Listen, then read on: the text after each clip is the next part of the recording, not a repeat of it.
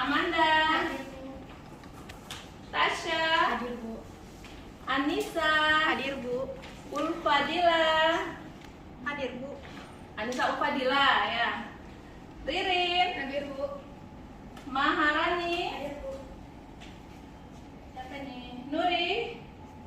Nuri Rizky, Aini, Nur Rizky Aini, Neta, Intan Permatasari, Tessa, Mira. Hadir Bu. Berarti 4 yang nggak hadir ya Mila. Baik, nggak apa-apa ya. Baik, untuk selanjutnya ya, sebelum kita masuk ke materi kita ya, materi hari ini, terlebih dahulu kita doa dulu ya. Yang mau memimpin doa?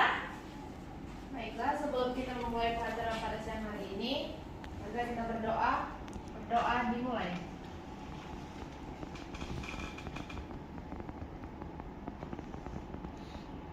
Berdoa selesai. Oke ya. Gimana? Pelajaran semalam ya, yang materi yang kemarin sesuai dengan kontrak kuliah kita ya kan. Hari ini kita masuk ke analisis ya, kita untuk menentukan kasus ya. Kita buat ada beberapa kasus, nanti di akhir kita buat kelompok, ada 3 kelompok, ada yang bertanya ya, ada yang bertanya 1 orang aja. Setiap kelompok yang bertanya hanya 1 orang ya.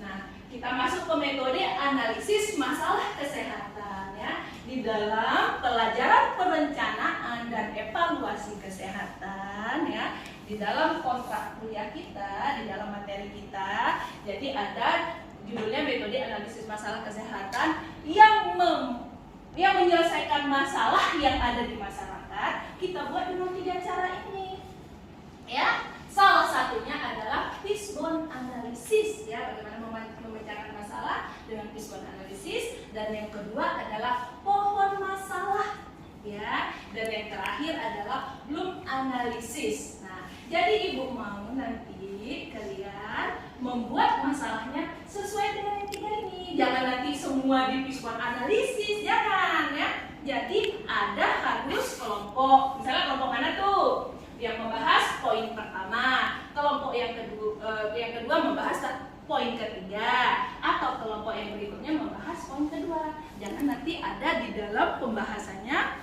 misalnya untuk pohon masalah 2 kelompok atau 3 kelompok membahas pohon masalah, jangan ya. Jadi masing-masing masalah. Jadi biar tahu kita ya, untuk menyelesaikan seperti fishbone, pohon masalah, belum analisis, bagaimana caranya, siapa-siapa aja ya, bagaimana dari akar permasalahan sampai evaluasi ya. Oke, jelas di sini Nak?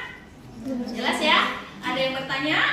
Ibu rasa jelas ya, karena ini kan pelajaran lanjutan kita ya. Kemarin juga kita di dalam perencanaan dan evaluasi kita, Ibu udah menjelaskan dan kita udah diskusi dari awal bagaimana planning itu, bagaimana perencanaan itu, bagaimana implementasi itu, dan bagaimana yang terakhir evaluasi ya. Oke, jelas ya?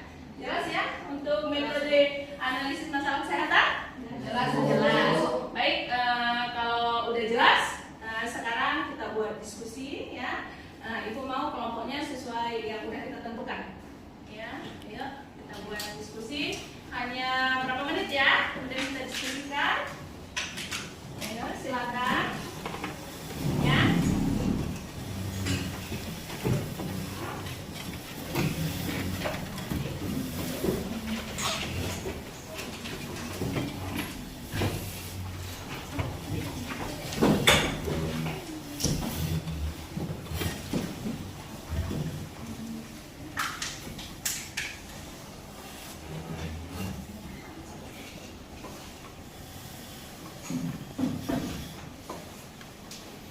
Kelompok mana yang fishbone analisis?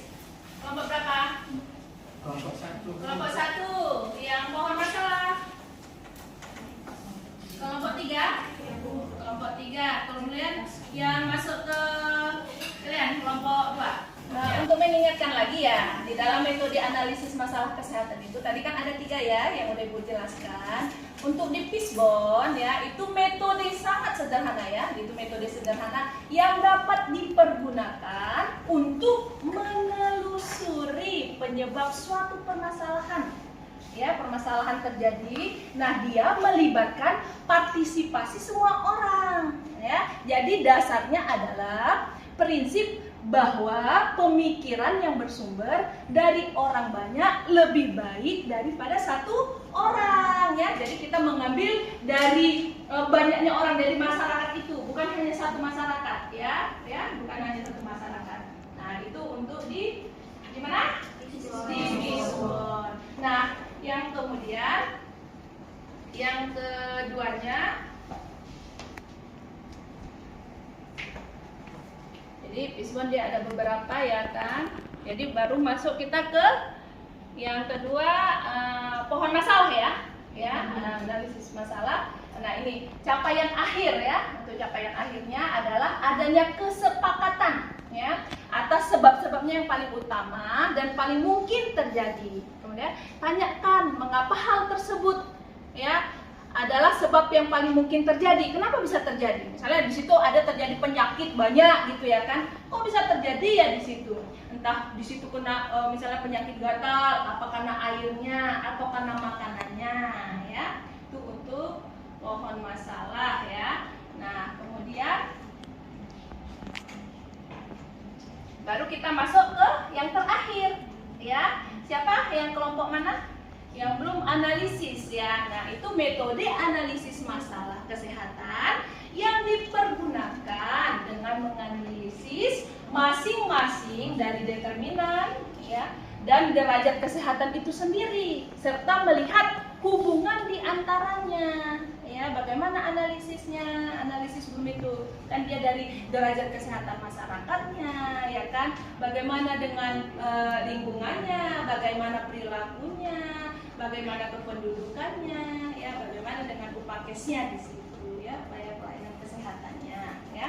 Nah, itu ya, Ibu hanya menjelaskan sebelum kalian apa, dan sambil kalian membuat ya masalah setiap analisis ya, setiap tadi ada 3, silakan kalian buat masalahnya.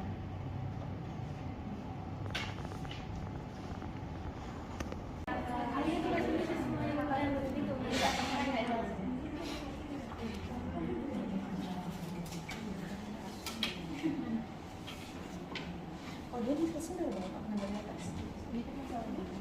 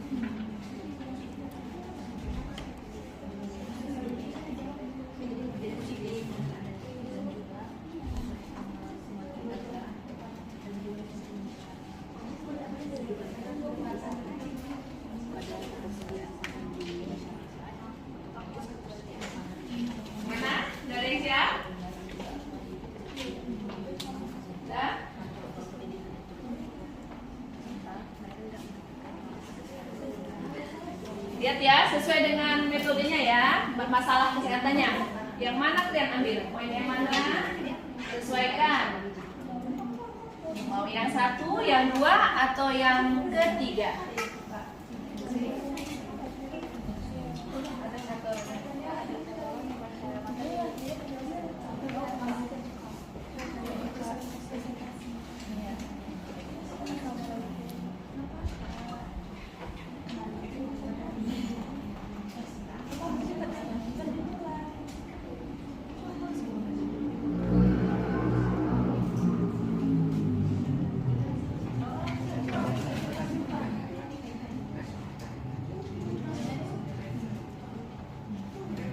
Tentukan dulu masalah utamanya ya, tentukan dulu ya. Jadi di dalam di dalam langkah penyusunan pohon masalah itu tentukan dulu masalah utamanya, ya, yang akan dicari penyebabnya, ya. Tentukan dulu, udah ada masalahnya, baru kita tuliskan, ya, pada kotak yang paling atas pada diagram, ya. Kemudian penyebabnya apa dia, ya.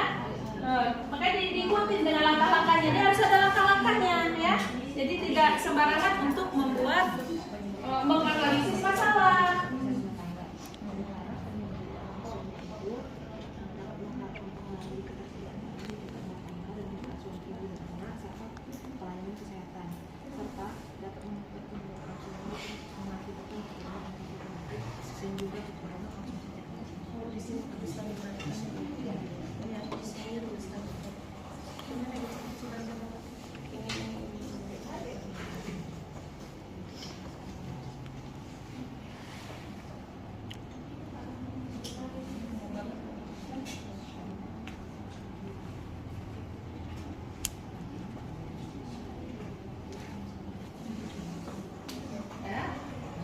Lihat seperti ini, yang udah ibu buka, ya. Analisa situasi perumusan masalah dulu, kan. Baru kamu menentukan prioritas masalah, ya kan. Nah, prioritaskan masalah apa, baru memilih alternatif yang terbaik, ya. Baru kamu buat pembuatan program kerja, ya, plan of action. Baru terakhir adalah evaluasi, ya, evaluasi, ya. Bisa nggak, ya, berubah nggak, ada perubahan nggak? Nah, kalau nggak kita kembali lagi, ya. Oke.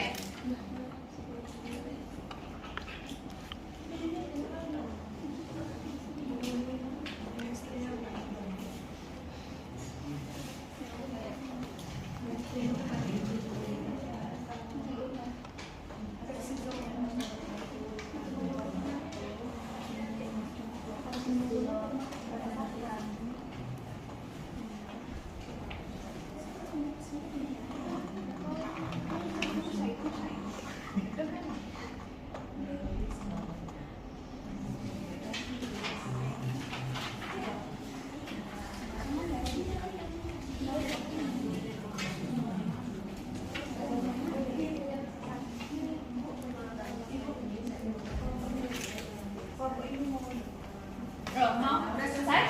Udah. Berarti kelompok mana nih? Kelompok 1. Kelompok 1 yang mengambil masalah fishbone, ya, fishbone analisis, ya. Kelompok 1 silakan untuk memaparkan. Yang kelompok lain silakan lihat dan silakan bertanya, ya. Pertanyaan hanya 1. Bismillahirrahmanirrahim. Assalamualaikum warahmatullahi wabarakatuh. Waalaikumsalam warahmatullahi wabarakatuh. Nah, sebelumnya perkenalkan kami dari kelompok 1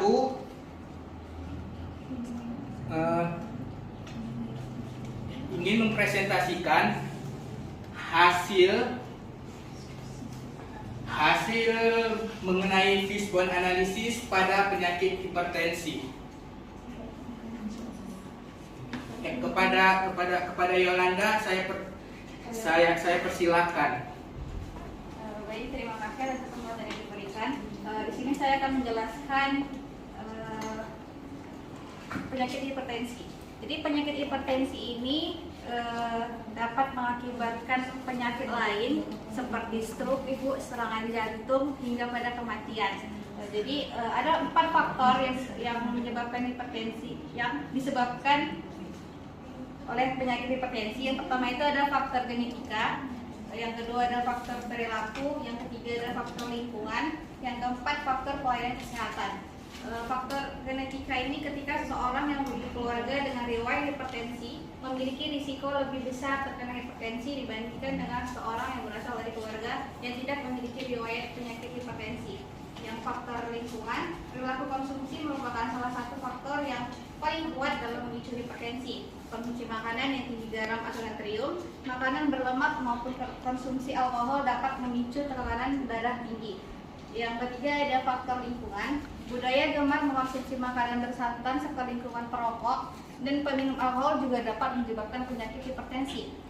Yang terakhir ada faktor pelayanan kesehatan, kurangnya sarana prasarana, deteksi dini dan kurangnya efektivitas pelayanan posyandu menjadi faktor pelayanan kesehatan yang dapat menyebabkan penyakit hipertensi. Selanjutnya dari diagram fishbone analisis kami menemukan faktor-faktor masalah dari metodenya, yaitu kurangnya metode penyuluhan, kurangnya publikasi kesehatan mengenai penyakit hipertensi. Selanjutnya kurangnya kerjasama lintas program dan lintas sektor kurang optimal. Dari manusia sendiri, gaya hidup tidak sehat seperti merokok dan sikap menganggap bahwa hipertensi itu sebagai penyakit yang tidak fatal. Soalnya ada lingkungan di mana budaya makanan asin, mobilitas tinggi dan pendapatan yang kurang. Selanjutnya ada di dana, ekonomi masyarakat yang rendah. Di sarana prasarana, alat medis, promosi mengenai hipertensi perlu ditingkatkan, dan kurangnya sarana prasarana penyuluhan. Terima kasih. Demikianlah hasil presentasi kami. Ya, jika ingin ada yang bertanya, kami persilahkan. Ada yang mau bertanya? Satu aja. Iya. Assalamualaikum warahmatullahi wabarakatuh. Saya Waalaikumsalam. Raffi dari kelompok 3 ingin bertanya, apakah penyakit hipertensi itu dapat disembuhkan? Jika tidak, bagaimana cara pengendalian? Terima kasih. Wassalamualaikum warahmatullahi wabarakatuh. Apakah penyakit hipertensi itu dapat disembuhkan? Jika tidak, bagaimana pengendaliannya? Silakan. Dapat disembuhkan dia? Baik, terima kasih kepada kelompok 3. Saya akan menjawab pertanyaannya. Apakah hipertensi atau tekanan darah tinggi dapat disembuhkan? Satu hal yang harus kita pahami adalah bahwa darah tinggi atau hipertensi tidak bisa disembuhkan secara total, akan tetapi bisa dikendalikan agar tekanan darah tetap normal. Ada beberapa cara yang dapat kita lakukan untuk menurunkan tekanan darah tinggi. Yang pertama itu berolahraga secara teratur, pembatasan asupan garam, kurangi asupan lemak, meningkatkan asupan serat, kurangi berat badan, hindari stres, jangan merokok dan minum minuman keras, batasi asupan cairan. Itulah beberapa cara untuk menurunkan tekanan darah tinggi yang dapat dilakukan dengan mudah oleh hampir semua orang penderita hipertensi. Dengan cara-cara di atas, kita dapat mengendalikan tekanan darah agar tetap berada dalam kondisi normal. Mungkin itu saja jawaban dari saya. Terima kasih. Nah, bagaimana kelompok 3? Baik,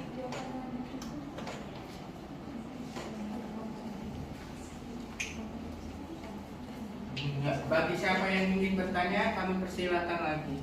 Udah, Ibu rasa itu aja ya, pertanyaannya udah cukup ya. Lanjut untuk kelompok berikutnya ya. Tadi ini masalahnya adalah hipertensi ya. Dari pertanyaan kawannya udah dijawab sama kelompok 1 ya. Kelompok 1, kalau hipertensi itu sebenarnya adalah penyakit, dia salah satu penyakit keturunan ya. Dia tidak menular, tidak ditularkan ya. Tapi itu juga dengan gaya hidup masing-masing.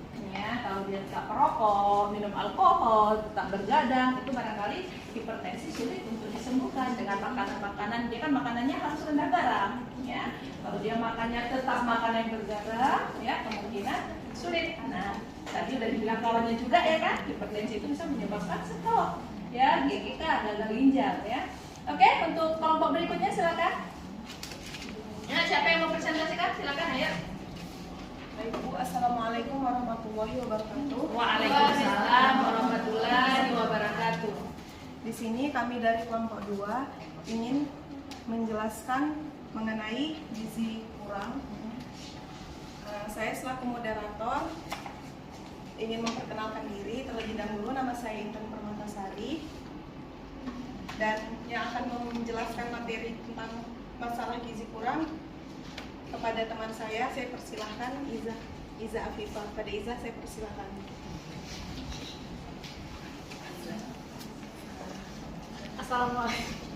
Assalamualaikum warahmatullahi wabarakatuh. Waalaikumsalam warahmatullahi wabarakatuh. Baik, di sini kami dari kelompok 3 yang ingin memaparkan hasil diskusi kami terkait kasus dengan gizi kurang. Nah, gizi kurang ini diawali dengan adanya gaya hidup atau lifestyle yang dimana mencakup makanan yang serba instan dan tidak cek rutin ke pelayanan kesehatan.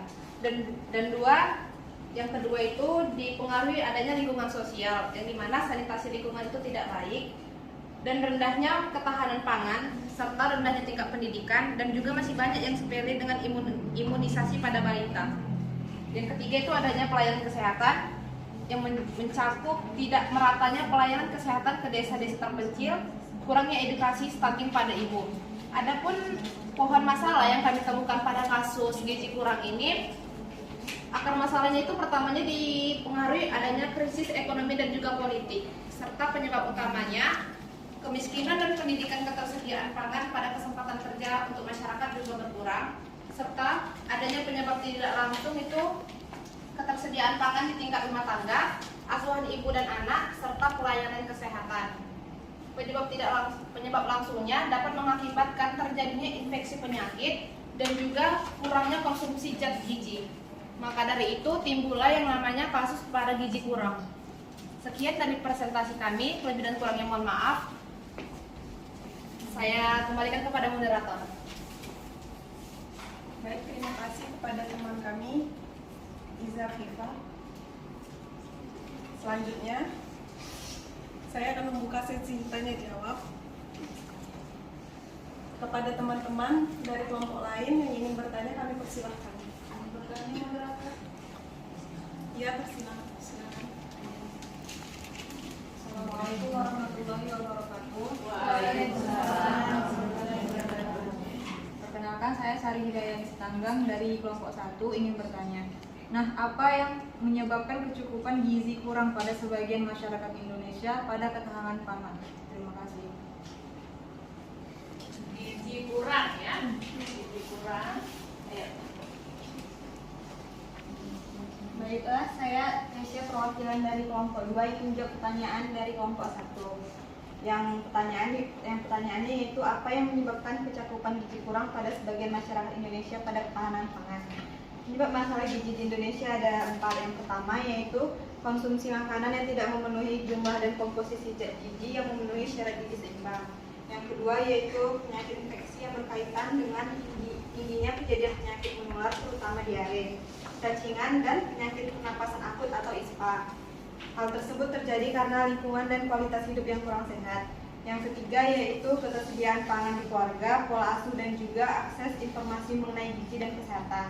Dan yang terakhir yaitu tingkat kemiskinan sehingga tidak dapat memenuhi kebutuhan gizi. Saya serahkan kepada moderator. Baik, terima kasih kepada Tesya. Saya kembalikan kepada kelompok 1. Apakah jawaban dari kami sudah dapat dimengerti? Tidak dapat dimengerti. Terima kasih kelompok 2. Sama-sama. Baik, mungkin sekian presentasi dari kami. Lebih dan kurang saya mohon maaf. Wabillahi taufiq wal hidayah. Wassalamualaikum warahmatullahi wabarakatuh. Waalaikumsalam warahmatullahi wabarakatuh. Gimana? Kelompok terakhir ya? Biar lanjut. Assalamualaikum warahmatullahi wabarakatuh. Saya Amanda selaku moderator kelompok 3 akan menjelaskan tentang TB paru yang akan dipaparkan oleh Nabila. Kepada Nabila saya persilakan.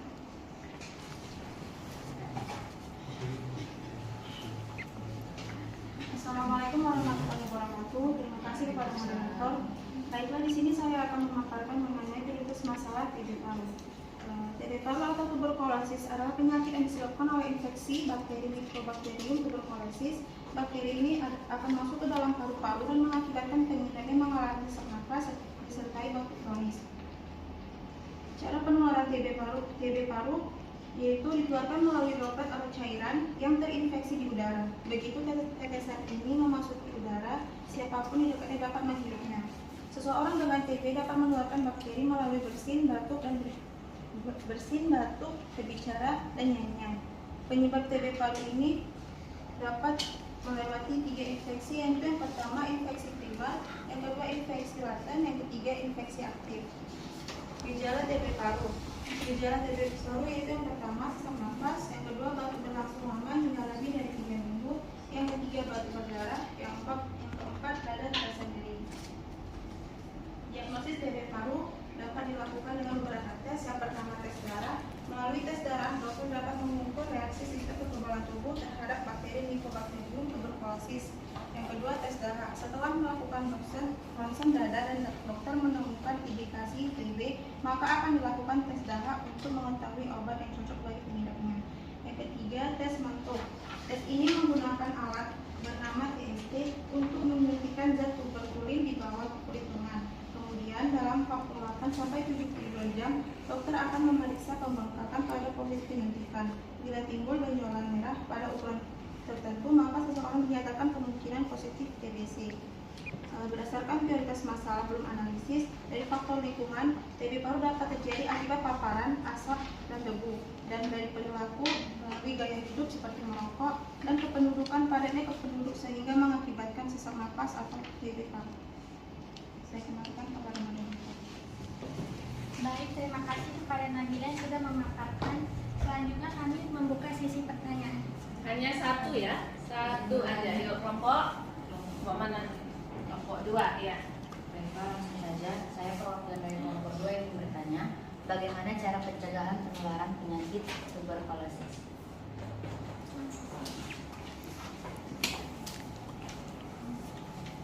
Baiklah, terima kasih kepada kelompok 2 yang telah bertanya kepada kelompok kami. Saya perwakilan dari kelompok 3 ingin menjawab pertanyaan dari kalian. Pertanyaannya, bagaimana cara pencegahan untuk meminimalisir terjadinya komplikasi pada TB paru? Ada 4 cara. Yang pertama, selalu menutup mulut saat berbicara, bersin, tertawa, dan batuk. Yang kedua, membuang dahak atau meludah jangan sembarangan. Yang ketiga, menjaga kebersihan rumah dengan memastikan rumah memiliki sirkulasi udara yang baik. Dan yang terakhir, jangan tidur satu kamar dengan orang lain. Cukup sekian jawaban dari saya, terima kasih. Sekian presentasi dari kelompok kami. Jika ada salah, saya mohon maaf. Kepada Allah, saya mohon ampun. Wabillahi taufiq wal hidayah. Assalamualaikum warahmatullahi wabarakatuh. Waalaikumsalam warahmatullahi wabarakatuh. Yuk, terus untuk kita semua.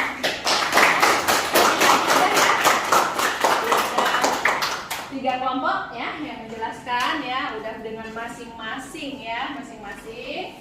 Tadi contohnya hipertensi, tadi kurang gizi ya, kemudian TB paru ya. Ini adalah penyakit yang tidak asing lagi ya, dan sangat banyak di masyarakat. Itulah tugas kita ya sebagai orang FKM ya, itu tugas kita jelas ya, gerakan masyarakat sehat yang menghibau, yang mengayu-ayukan ya, bagaimana caranya masyarakat itu yang sakit jadi sehat, yang sehat tetap sehat. Itu tugas kita tuh.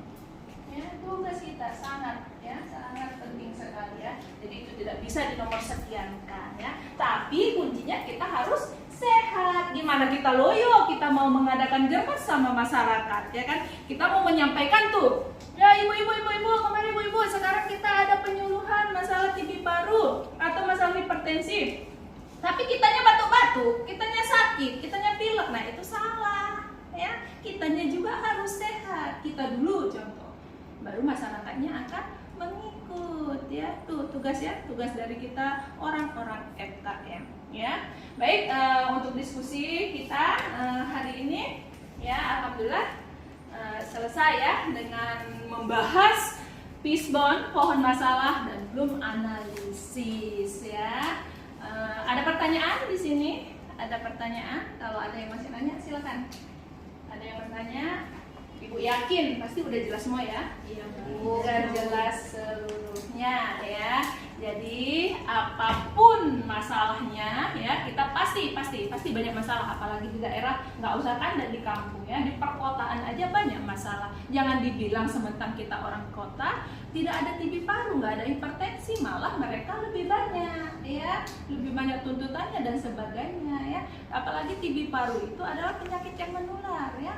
Ya, itu sangat menular sekali ya. Kalau hanya hipertensi dia tidak penyakit menular, tetapi itu adalah penyakit memang keturunan dan dia bisa diobatin ya. Itu kembali ke kita ya.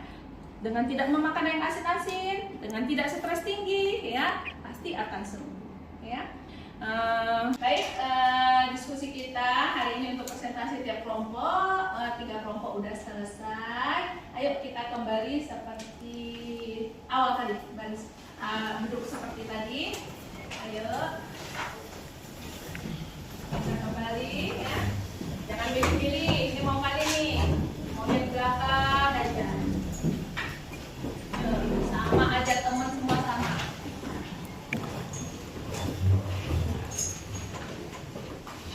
Nah, gimana? Masih semangat? Banyak deh calon generasi penerus ya, harus semangat. Masih berapa umurnya? Ya kan, ibu aja yang muda lansia masih semangat, apalagi kalian, ya kan? Tetap semangat kita ya.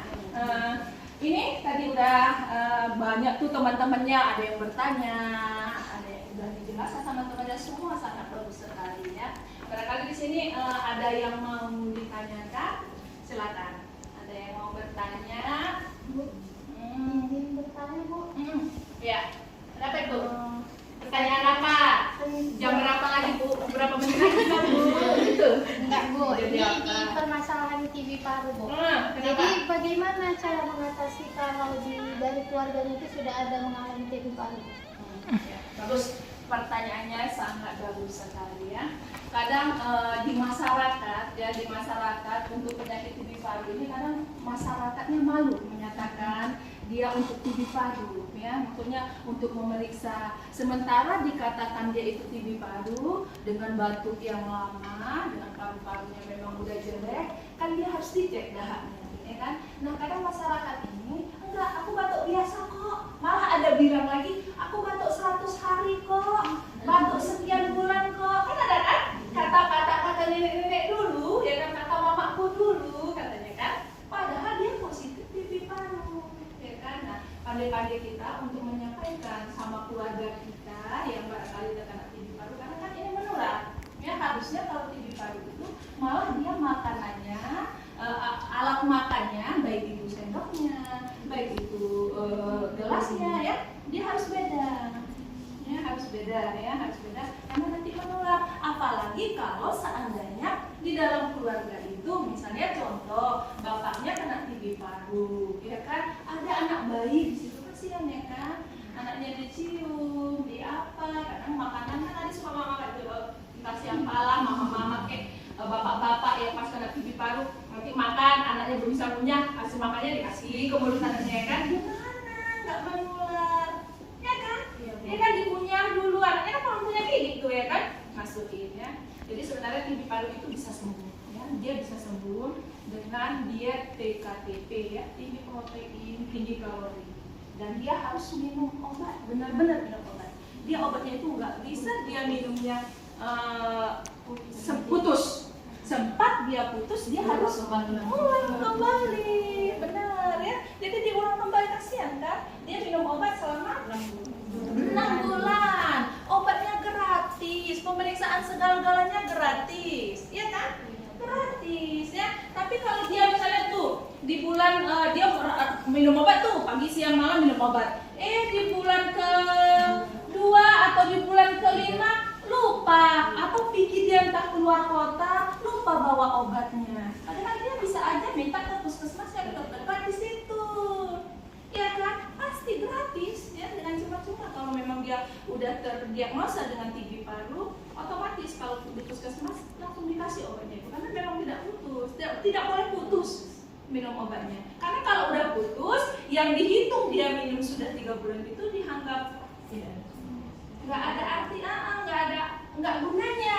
Dia harus kembali ke awal lagi, dari awal lagi, dari tablet 1 lagi, ya kan? Bukan sementara dia minum 6 bulan itu dia langsung sembuh. Tapi kalau dengan tadi dia TKTP, dia minumnya bagus, semuanya bagus, insya Allah dia bisa sembuh. Nah, tapi kalau dia masih tetap merokok, dia dengan masih tetap dia bergadang, minuman keras, ya kan, rokoknya seperti kereta api, ya itu nggak bisa. Karena kan kita bisa lihat kalau orang dengan TB paru itu, lihat tuh badannya, ya kan? Badannya gimana ciri-cirinya? Kurus. Tapi tidak semua orang kurus itu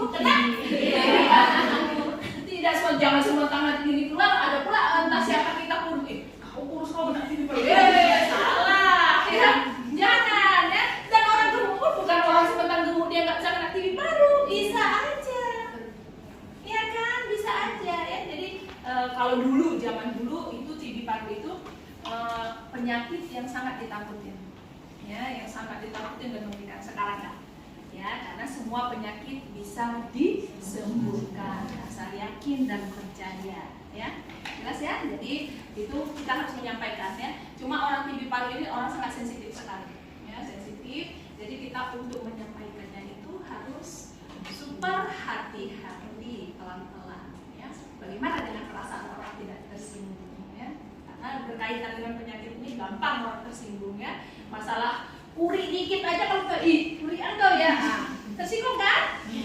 Apalagi ini penyakit yang memang penyakit yang lama ya, minum obatnya aja harus 6 bulan, ya, harus pengobatan rutin, harus datang terus. Makanya orang puskesmas itu suka tuh datang dicek, ya, ditulis yang program megang TB paru itu, yang program itu memang harus benar-benar, ya.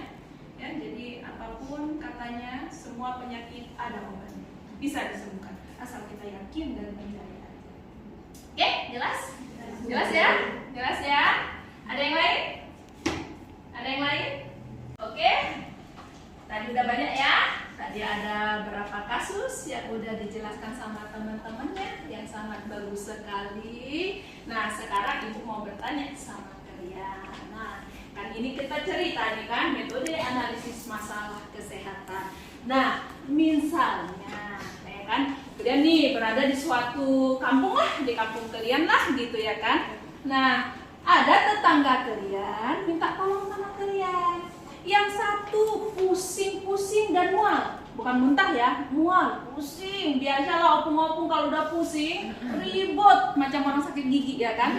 Padahal pusingnya, pusing sama mual, aduh, menjerit-jerit. Nah, ada lagi tetangga kalian yang minta tolong dengan pendarahan, ya, dengan pendarahan hebat, ibu-ibu, ya, barangkali mau melahirkan, ya, minta tolong sama kalian. Yang mana kalian di dalam masalah ini? Yang mana haluan kalian lebih tolong, lebih dahulu kalian tuankan? Poin pertama atau poin kedua? Yang pertama tadi bapak-bapak dengan pusing dan mual-mual. Yang kedua ibu-ibu dengan pendarahan. Ya, siapa yang bisa jawab?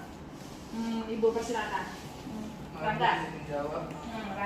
Rangga mau menjawab ya. Silakan Rangga. Apa tuh? Gimana tuh Rangga? Kalau menurut saya yang lebih mayoritas ditolong itu pada yang berusia tua, laki-laki, mengalami keluhan muntah-muntah sama sama sakit kepala, Bu. Sakit kepala. Dengan alasan karena bapak-bapak itu memiliki faktor resiko umur. Faktor resiko umur ya. Faktor resiko umur yang sangat berbahaya sehingga menimbulkan penyakit yang baru lagi lah ya, takut. Penyakit itu apa? Stroke. Stroke kayak serangan jantung, komplikasinya lah, Bu. Ya. Berarti kalau menurut Rangga yang pertama harus opung-opung tadi lah ya, bapak-bapak tadi ya Rangga ya. Terus jadi ibu-ibu yang tadi yang pendarahan nantilah ya, pendarahan misalnya dia pakai kaitkan dulu ya. Dulu ya Rangga ya. Atau Rangga malu kali ngapain ibu itu. Dia malu si Rangga nih. Nah, bagus ya. Bagus pendapat Rangga. Ada yang menyangka, ada yang beda. Nah, ayo coba. Kalau menurut saya itu lebih ditolong itu yang pendarahan, karena kan kita mengeluarkan darah, sedangkan tubuh kita itu memerlukan darah dan kita itu tidak tahu darah apa yang dikeluarkan, bisa darah bersih, darah kotor gitu. Sedangkan kan darah kotor itu kalau misalnya dia perempuan itu bisa dikeluarkan dari yang menstruasi. Sedangkan misalnya kalau darah bersih itu kan itu dibutuhkan untuk tubuh. Jadi kalau misalnya pendarahan itu kan berarti darahnya itu udah keluar banyak.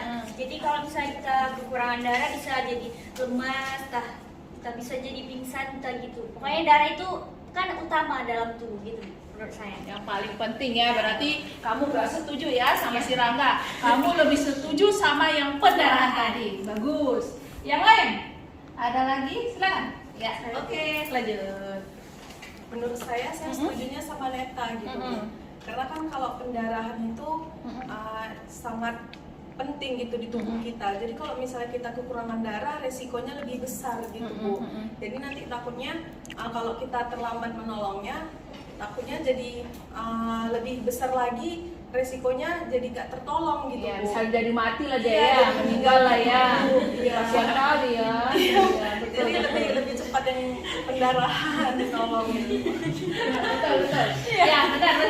Yang lain ada yang menyangka? Ayo, yang mana? Ikut Rangga, ikut Lita, atau ikut Intan. Intan? Mana? Rangga, Lita, Intan, yang mana? Ada lagi nak? Silakan. Ayo, silakan. Gimana? Mila? Gimana? Ada lagi? Ayo. Yang mana? Kira-kira yang mana ya? Kira-kira yang mana yang paling perlu? Pendarahan. Tapi Rangga tadi takut stroke. Karena dia laki nggak mau sebenarnya kata Rangga betul, kata si Lita betul, kata Intan benar. Jadi yang mana yang salah? Ada yang salah. Benar. Karena dua-dua memang perlu. Tapi kan ibu bilang harus memilih loh. Nah, kondisinya yang bagaimana? Milihnya yang bagaimana tuh? Yang pendarahan tadi kata Mila. Nah, apa yang kuning-kuningan mual-mual tadi belum? Gimana? Bisa jadi dikasih obat. Obat apa namanya? Panadol. Panadol. Obat pengendara kan nggak ada. Kalau pengendara harus bisa ditahan. Iya, benar. Ya, bagus ya. Bella. Ya, sebenarnya dua-duanya kita tolong kan. Tapi kan di dalam analisis ini mencari masalah ini kan harus yang mana pokok masalahnya? Yang mana yang lebih dahulu ditolong? Yang mana yang lebih resikonya lebih dahsyat? Ya kan? Kematian dengan kematian. Kalau tadi misalnya yang pusing hanya mual, kan ibu bilang tadi mual, dia hanya pusing. Pusingnya kita nggak tahu dia karena apa. Iya kan? Entah dia belum makan, kurang tidur, masuk angin, iya kan? Nggak ada duit, bulan tua, benar. Iya kan? Mual-mual karena nggak makan tadi, asam lambung tinggi, atau baru putus pacar, ya kan? Baru berantem, ya kan? Nah itu Rangga masih bisa, ya itu masih bisa kita barangkali masih bisa kita atasi, ya masih bisa kita beri pertolongan, kita pengobatan apa, kita kasih menghilangkan rasa sakitnya, pusingnya, atau menghilang mualnya. Nah kalau pendarahan ini dia yang nomor satu. Pendarahan kalau lama untuk ditolong akibatnya adalah kematian. Benar ya, tuh kan banyak tuh daerah-daerah di daerah perkampungan, daerah mana yang jauh dari pelayanan kesehatan, kan banyak tuh ya kematian ibu ya saat melahirkan ya, itu sangat banyak. Angka kematian ibu sangat banyak ya untuk melahirkan. Kenapa? Karena kan jauh, pelayanan kesehatannya jauh, sangat jauh sekali. Dia ada yang kadang ibunya harus dibawa pakai kain ya, digendong ya, dilewati dengan sungai, jalannya jelek, ya kan, ibunya diangkat pakai kain, pakai tandu gitu ya kan. Nah dengan pendarahan ya kan, belum sampai ke bidannya, di tengah jalan udah meninggal. Ya jadi pendarahan itu resikonya langsung kematian. Jadi dia lebih tinggi ya. Jadi yang poin pertama itu adalah di pendarahan. Jelas ya? Jelas ya? Jadi kalau ada misalnya dua, satu pusing-pusing, satu muntah-muntah, mencret-mencret, ya kan? Yang mana kita tahu? Muntah-muntah dan mencret-mencret. Kenapa? Kita takut dia dehidrasi, kekurangan cairan. Ya, jadi harus tahu ya. Dengan mempelajari ini semua, ibu yakin dan percaya di dalam perencanaan dan evaluasi kalian sudah bisa memilah, mencari masalah mana yang nomor satu, yang mana nomor tiga, dan mana mana nomor terakhir. Ibu yakin ya kalian bisa. Oke, jelas di sini? Jelas. Ada lagi yang ditanyakan? Silakan. Ada yang mau ditanyakan? Ada? Sudah cukup? Sudah cukup ya. Jadi untuk pertemuan kita hari ini di dalam pelajaran perencanaan dan evaluasi kesehatan ya, dengan sudah banyak tadi ya bermacam ragamnya ya kan, yang bertanya, yang menyanggah dan diskusi ya. Ibu yakin ada bekal yang kalian bawa pulang ya. kita sambung ya untuk minggu depan dengan pertemuan kita yang beberapa lagi ya, yang mudah-mudahan terakhir ini ya, karena kita mau UAS ya. Ada lagi sebelum ibu tutup? Ada yang menanya? Ada? Cukup ya? Ya cukup. Untuk minggu depan barangkali kita kuis dulu ya, kuis dulu, baru kita lanjut dengan pelajaran ya.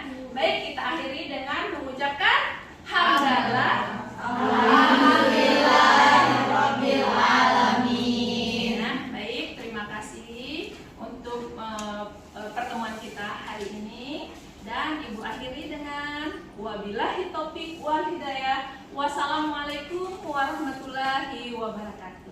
Waalaikumsalam warahmatullahi wabarakatuh. Nanti langsung pulang, salam untuk keluarga ya. Salam sehat dari ibu ya. Ibu. Jangan ada yang tinggal tuh laptopnya dan sebagainya.